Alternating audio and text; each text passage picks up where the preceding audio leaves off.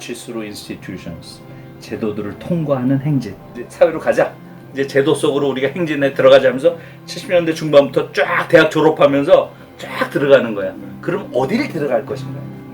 우선 어디가 가장 중요한가? 그 논쟁을 또 엄청 해요, 대학 안에서. 가장 많이 간 데가 언론기관이랑 교육기관, 학교와 방송사, 신문사. 왜냐하면 언론기관은 지금 있는 사람들을 변화시킬 수 있는 가장 중요한 매체다. 학교는 미래의 인간들을 만들어내는 가장 중요한. 여긴 미래, 여긴 현재.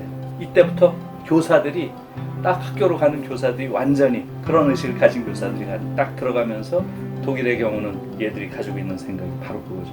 비판교육, 반권위주의 교육. 그 핵심적인 구호가 비판교육. 모든 아이들은 비판적 사유를 하는 그런 아이들로 바꿔야 돼요. 이게 독일 교육의 가장 큰 특징이에요. 모든 지식의 배후에는 권력이 있다라고 하는 이 엄청난 소위 이데올로기 교육이죠. 이건 우리는 대학생들도 모르는 교육이잖아요. 그걸 벌써 초등학교 때부터 모든 언어라고 하는 것은 그 배후에 권력이 있다. 이건 어마어마한 인식이잖아요. 그러니까 모든 소위 지식의 배후에 작동하는 권력을 읽어내는 능력. 이걸 초등학교 때부터 가르치니까 그래서 그게 바로 비판교육이고 그 다음에 탈권위주의 교육. 그러니까 이 권위주의에 대한 권위주의가 얼마나 정치적 권위주의가 말하자면 파시즘으로 가는 거고 문화적 권위주의가 인간을 얼마나 굴종적인 인간으로 만드는지 벌써 이렇게 하면서 자율적이고 자유로운 의식을 가진 자유인을 길러내는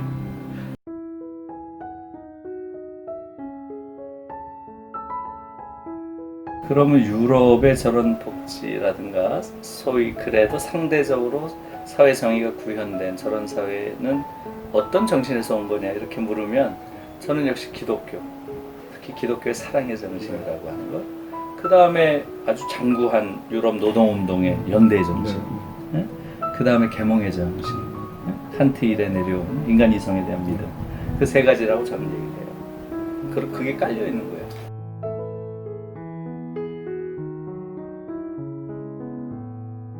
제가 요즘에 계속 돌아다니면서 선생님들이 절 많이 초청을 해요. 놀랬어요.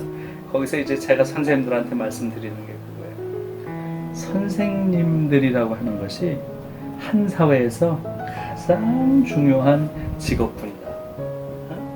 근데 지금 한국 사회가 이렇게 엉망진창이 된 것은 교수를 비롯한 이 대학의 죽음도 한 요인이지만 학교의 죽음, 그리고 교사의 죽음, 이것도 결정적인 요인이라고 나는 생각합니다. 이제는 교사들이 이런 거대한 무력감에서 이젠 떨치고 일어나야 된다. 그렇지만 한국 미래가 없다.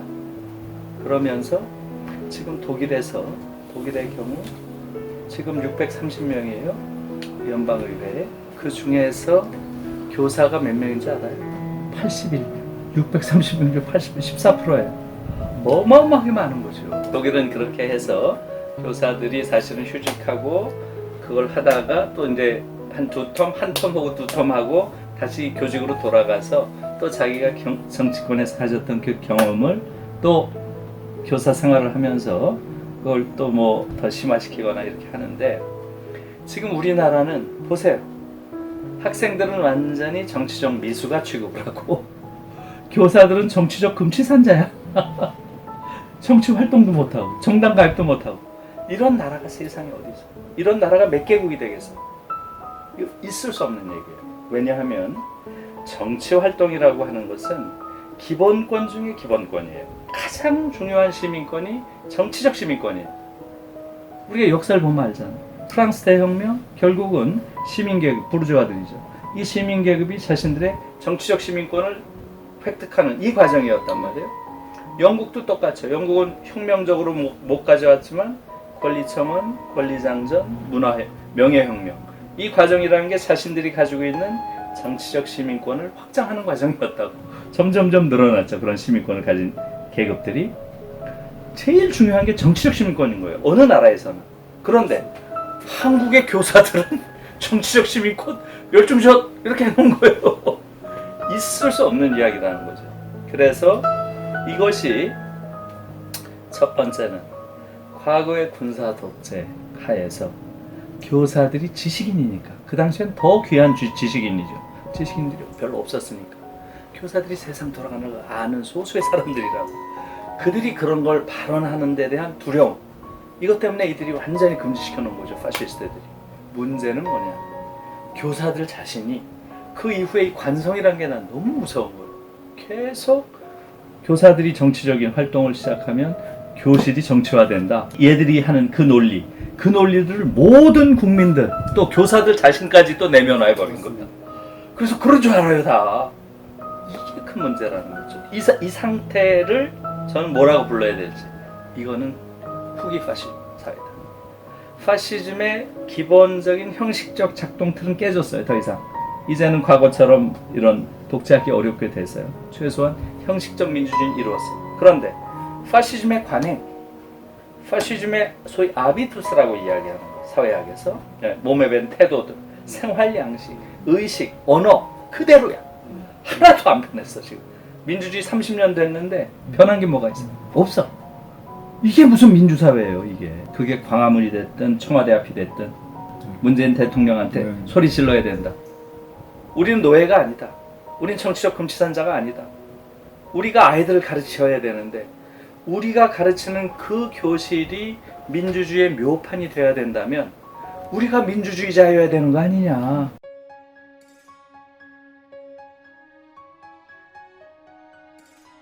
저는 한국 사회의 근본적인 문제는 여의도에 있다고 보고요. 저들이 한국에서 무슨 법을 만들든 간에 그 법은 인간을 잡아먹는 야수 자본주의 법이라는 게 제 일관된 입장이고요. 왜? 99%가 자유시장 경제를 지지하는 자들이 앉아있는 나라는 전 세계에 없어요. 이건. 유럽은 대체로 5 내지 10% 사이예요. 자유시장 경제는 오늘날의 그 정치 시스템에 맞지 않는다는 건 지난 200년 동안 자본주의 역사가 증명한 거예요.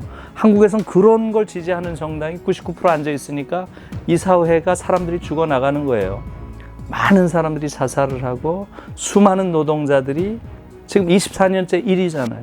한국 노동자들이 계속 일터에서 죽어나가고 그래도 눈 하나 깜짝 안 하잖아. 이 정도 눈 하나 깜짝합니까? 정말 놀라운 거죠. 그래서 저는 이제 기본적으로 한국 사회는 남북 간의 긴장이 아니라 노동과 자본 사이에 저는 내전 상태라고 봐요. 내전 상태. 2000년부터 2020년까지 20년 동안 4만 명이 죽었어요. 4만 명이 노동자가 일하다가. 그런 나라가 어디 있어요, 세상에. 산업재해 무슨 보호법이 아니죠. 이것은 기업살인법. 기업이 분명하게 살인한 거죠. 비용 아끼겠다고 인간을 죽여오는데 저는 지금 24년 동안 죽였으면 됐잖아요. 아직도 근본적인 대책을 아무도 관심을 안 가져. 국회에 앉아있는 자들이 이거 관심을 갖는 자 본 적이 없어요. 이게 무슨 나라냐.